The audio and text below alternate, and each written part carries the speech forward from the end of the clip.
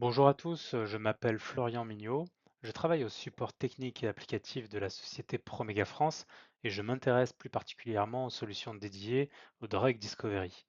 Aujourd'hui, nous allons discuter d'une approche de target engagement en cellules vivantes pour l'étude des protéines RAS et RAF, protéines présentes dans des voies de signalisation très souvent mutées dans les cancers.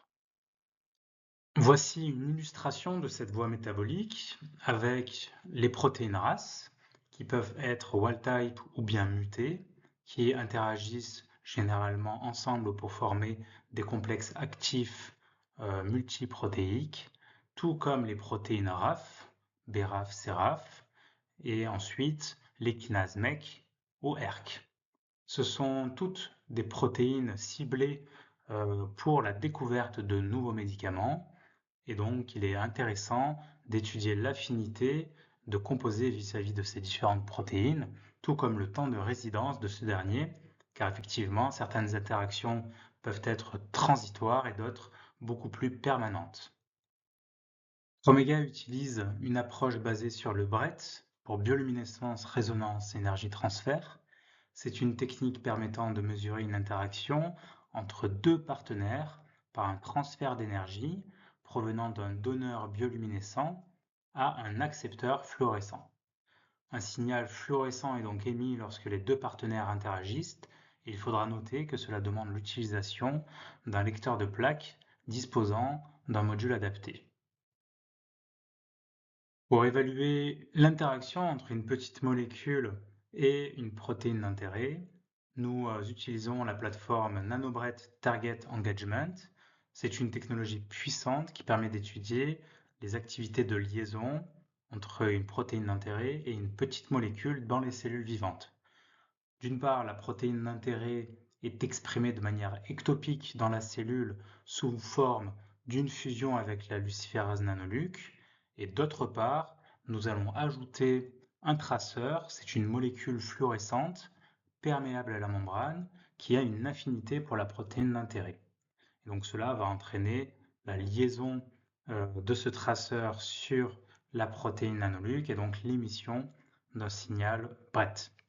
La proximité spatiale va demeurer jusqu'à ce qu'un composé libre va venir interagir avec la protéine d'intérêt et donc déplacer le traceur, ce qui nous permettra d'observer une baisse de signal BRET.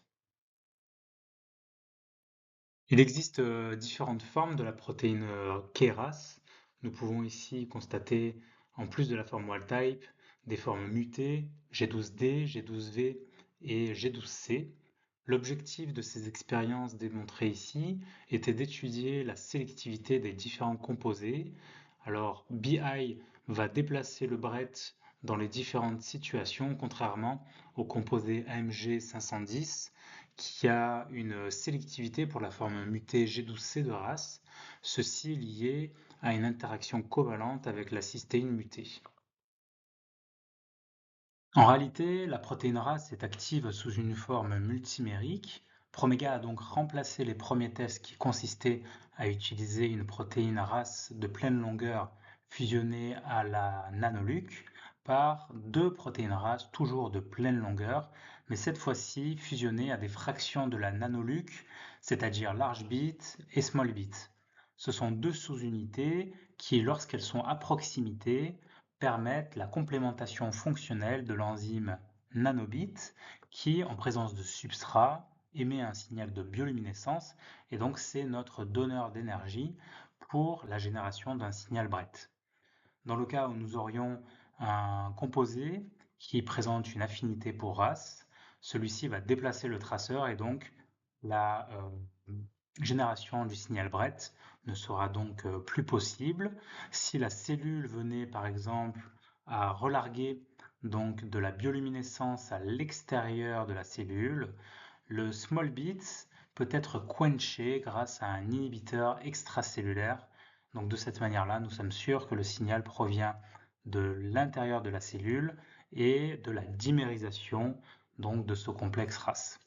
De plus amples données comme ici sont présentes dans le papier en ligne que je vous invite à consulter. Alors il n'y a pas que la protéine RAS qui se dimérisent pour être actives.